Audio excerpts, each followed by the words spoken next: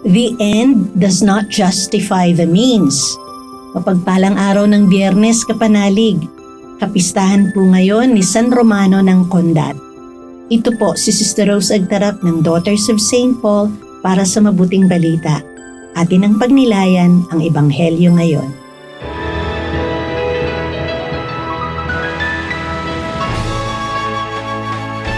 Nagpunta si Jesus sa probinsya ng Judea sa kabilang ibayo ng Ilog Jordan at napakaraming tao naman ang nagdatingan at muli niya silang tinuruan gaya ng dati at lumapit ang ilang pariseo na gusto siyang subukan at tinanong niya sila, Pinahihintulutan bang diborsyuhin ng lalaki ang kanyang asawa sa anumang dahilan?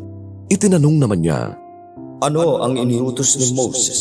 at sinabi nila, Ipinahintulot ni Moises na paalisin ang babae pagkabigay sa kanya ng kasulatan ng diborsyo. sinabi naman ni Jesus sa kanila, Alam ni Moises na matigas ang inyong puso kaya sinulat niya ang kautosang ito.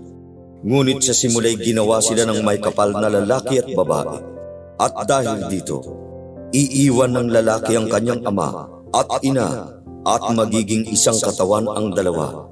Kung gayoy hindi na sila dalawa, kundi iisang katawan lamang. Kaya huwag paghiwalayin ng tao ang pinagbuklod ng Diyos. Nang nasa bahay na sila, tinanong siyang muli ng mga alagad at sinabi niya sa kanila, Kung may lalaking magpaalis sa kanyang asawa at saka magpakasal sa iba, nakiapid siya. At kung ang babae naman ang magpaalis sa lalaki at magpakasal sa iba, nakikiapid din siya.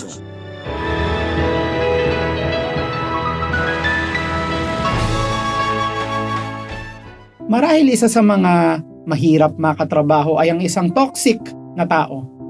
May tuturing na toxic sa opisina ang katrabaho mong sip-sip o yung mga dumidikit sa mga nasa itaas para mauna at makaangat. Gagawin nila kahit ano, mula sa pagiging personal na alalay ng kanyang amo hanggang sa paninirang puri ng katrabaho.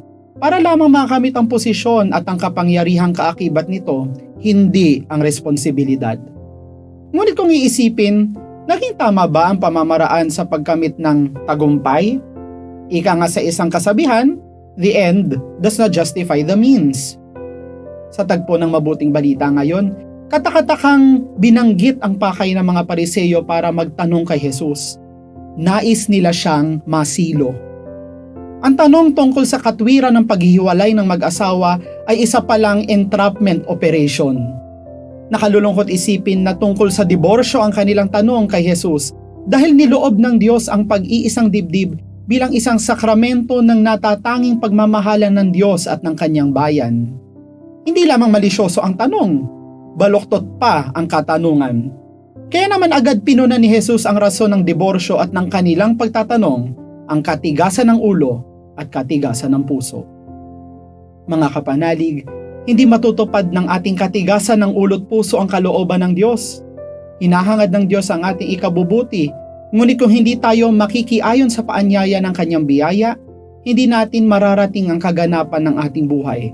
Lalo na ang ligaya ng pakikipagkaisa na siyang simbolo ng pag-iisang dibdib. Hilingin natin ang biyaya ng pagpapakumbaba upang mas handa tayong makinig at dali-daling tumupad sa kalooban ng Diyos, sapagkat tanging sa kanyang kalooban ang ating kaganapan at kapayapaan.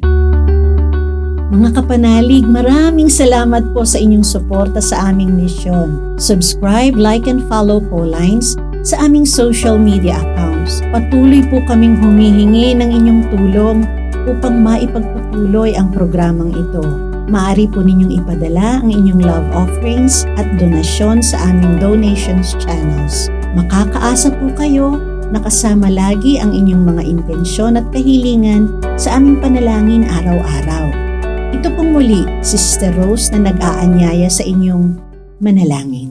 Panginoon, gisingin nawang muli ng biyaya ng Hubileo ang pagnanasa namin sa kayamanang makalangit.